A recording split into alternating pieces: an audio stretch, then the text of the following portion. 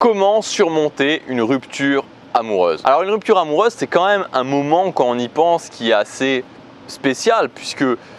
c'est une partie de notre vie qui s'en va, une partie de notre vie qui s'écroule, une personne avec qui on a passé un certain temps, parfois un très long moment, qui s'en va, une personne qui était dans notre vie, qui faisait partie de notre quotidien, qui s'en va, et forcément il y a un choc qui s'ensuit, il y a des émotions très fortes qui peuvent s'en suivre et c'est difficile de passer au-delà. C'est vraiment difficile de passer au-delà. Dans cette vidéo, je ne prétends pas vous donner toutes les réponses. J'ai connu des ruptures amoureuses, vous avez connu des ruptures amoureuses, peut-être que vous êtes en plein dedans si vous avez cliqué sur cette vidéo. Je voudrais vous donner en tout cas moi ce qui m'a aidé quand j'ai connu ces ruptures amoureuses, ce qui va vous permettre de rebondir, ce qui va vous permettre d'aller de l'avant et surtout de ne pas rester pendant des mois, pendant des années, peut-être toute votre vie à ne pas vous remettre d'une rupture amoureuse. Donc c'est pas la vérité absolue, je ne prétends pas détenir la vérité absolue, mais j'avais envie de faire cette vidéo parce que je sais que ça peut être un moment douloureux, parce que je sais que c'est des choses qui sont éprouvantes à vivre. On le connaît tous, à un moment ou un autre, on doit vivre ce moment-là, c'est quelque chose qui est forcé et je dirais même que c'est un moment qui parfois peut être salutaire à vivre parce que ça nous permet ensuite de passer à autre chose, parce que ça nous permet d'être parfois un tremplin dans notre vie, mais sur le moment c'est extrêmement difficile et je voudrais vous donner plusieurs éléments qui vont vous permettre d'aller au-delà de ces difficultés. Le premier point, c'est surtout au niveau émotionnel, de ne pas chercher à fuir l'émotion, c'est-à-dire de ne pas chercher à se dire « Ok, je ne ressens rien, je ne ressens rien, je ne ressens rien, je ne ressens rien, je ne ressens rien ». Il y a une rupture, elle est là et vous allez être impacté émotionnellement. Donc c'est important de se dire « Ok, j'accepte que je vais être impacté émotionnellement pendant un certain temps ». Et surtout aussi, si vous êtes très impacté émotionnellement, de ne pas hésiter à vider votre stock émotionnel. Qu'est-ce que ça veut dire vider votre stock émotionnel? Ça veut dire appeler quelqu'un de votre entourage, quelqu'un en qui vous avez confiance, surtout quelqu'un en qui vous avez confiance, et de simplement lui dire ce que vous ressentez. Moi, je sais qu'à certains moments, quand c'était difficile pour moi, par exemple, j'appelais ma mère tous les soirs et je lui disais « Écoute maman, voilà, je vais un petit peu te raconter ce que je ressens aujourd'hui ». C'était un truc qu'on avait fait entre nous, je lui racontais simplement ce que je ressentais aujourd'hui. Et surtout, le point important et vous devez l'indiquer à la personne en face de vous, à la personne avec qui vous parlez, que vous n'êtes pas dans un mode où vous cherchez des solutions, c'est-à-dire que la personne en face de vous ne doit pas être là « Oui, mais tu devrais faire ça, oui, mais tu devrais faire ça, oui, mais tu devrais penser comme ça ou agir comme ça ». C'est pas du tout ça. Ce qu'on demande à la personne en face, c'est simplement de vous écouter et que vous puissiez libérer ce stock émotionnel, que ces émotions ne restent pas en vous, ne restent pas prisonnières en vous, mais que simplement vous puissiez les exprimer. Donc la personne en face de vous, et ça faut bien lui expliquer parce qu'elle est forcément, elle le sait pas forcément, elle doit juste vous écouter, vraiment vous écouter. Elle peut émettre un avis sur certaines choses, mais vraiment principalement vous écouter pour vous permettre de vous libérer, de vraiment faire sortir les émotions. Le deuxième point, c'est de faire le point sur ce que vous voulez dans votre vie. C'est-à-dire, ok, il y a un pilier de votre vie qui s'est écroulé, le pilier sentimental, mais qu'est-ce que vous voulez dans les autres piliers de votre vie et qu'est-ce que vous voulez aussi dans ce pilier sentimental pour le futur? Alors je sais que vous allez me répondre qu'à ce moment-là, on n'a envie de rien, on n'a surtout pas envie de rencontrer quelqu'un d'autre, on n'a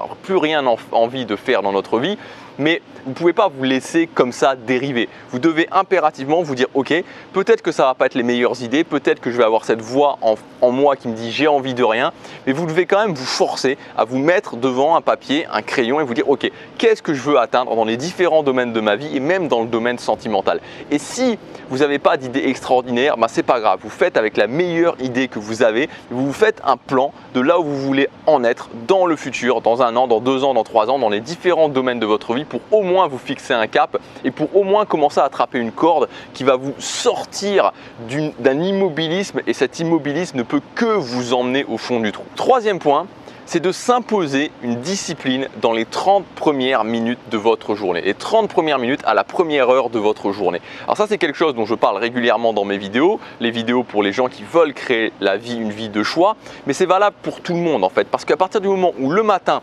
j'arrive à me lever, je me lève et je m'impose une discipline, même si c'est des choses mécaniques, même si c'est le fait de faire du sport pendant 15 minutes, puis de marcher pendant 15 minutes, puis ensuite d'écrire dans un journal pendant 15 minutes, enfin bon bref, peu importe, mais de me lever, de décider ce que j'allais faire et de le faire. et de me forcer à le faire. C'est très important de vous obliger à faire quelque chose, de vous obliger à bien commencer la journée et en plus ça vous servira dans le futur pour votre discipline personnelle. Donc ça c'est un basique vraiment, de pas laisser, d'une façon générale, de pas vous laisser vivre, de pas vous laisser dériver et de vous dire ok, le matin, voilà mon programme, voilà à quelle heure je me lève, voilà les 30 minutes, ce que je vais faire pendant les 30 premières minutes et je le fais. Même si c'est dur, même si vous avez envie de pleurer, honnêtement, même si vous avez envie de pleurer, moi ça m'est déjà arrivé de faire ça, le matin j'avais envie de pleurer vraiment, ben, je le faisais. C'était dur, ben c'était dur. Mais à la fin, je savais que ça allait un tout petit peu mieux. Et le but c'est d'aller un tout petit peu mieux chaque jour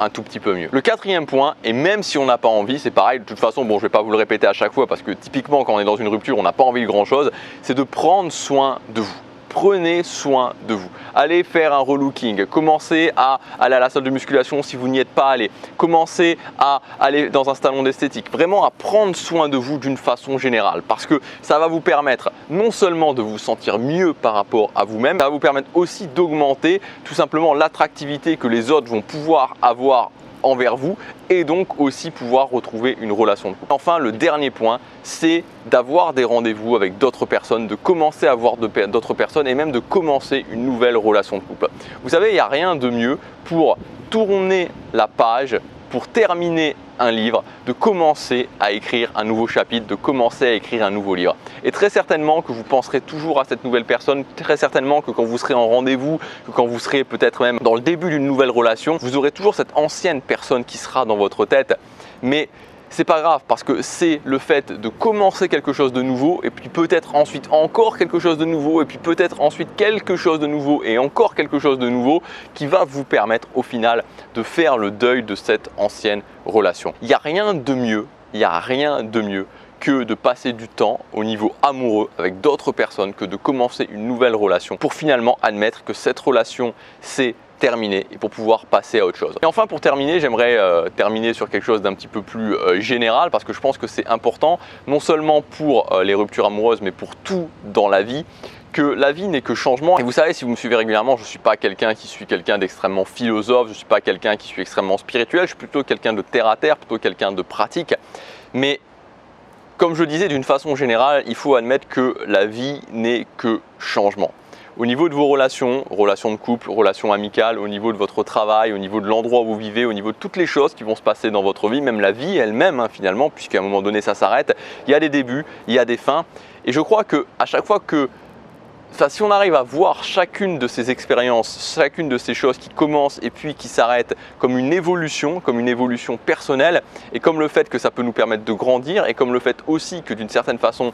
c'est la vie, c'est comme ça et que ça s'est produit, ça se reproduira et que ce n'est pas forcément pour le plus mal, que c'est vecteur d'opportunités, de nouvelles choses dans notre vie, alors on peut beaucoup mieux les accepter et dans tous les cas, commencer de nouvelles choses et puis vivre une vie qui est bien meilleure. J'espère que cette vidéo vous aura aidé. Je vous rappelle aussi que si vous voulez avancer sur ce chemin, non seulement au niveau social, mais sur tous les autres plans de votre vie, que ce soit les finances, que ce soit aussi le fait de créer une vie de choix, de développer des compétences pour réussir à appréhender ce changement et à faire que ce changement devienne votre ami plutôt que votre ennemi, vous pouvez vous inscrire à ma lettre privée. Vous recevrez un mail par jour, c'est le premier lien dans la description. Donc il suffit simplement de cliquer sur ce lien, vous allez arriver sur une page, vous rentrez votre adresse email et vous allez commencer à recevoir un mail tous les jours. Donc vous pouvez voir si ça vous convient, si ça vous convient pas. Dans tous les cas, voilà, j'oblige personne, il y a un lien en bas de chaque email pour se désinscrire. Le plus simple, c'est de tester. Moi, je vous dis à demain pour la prochaine vidéo. Chaque jour compte.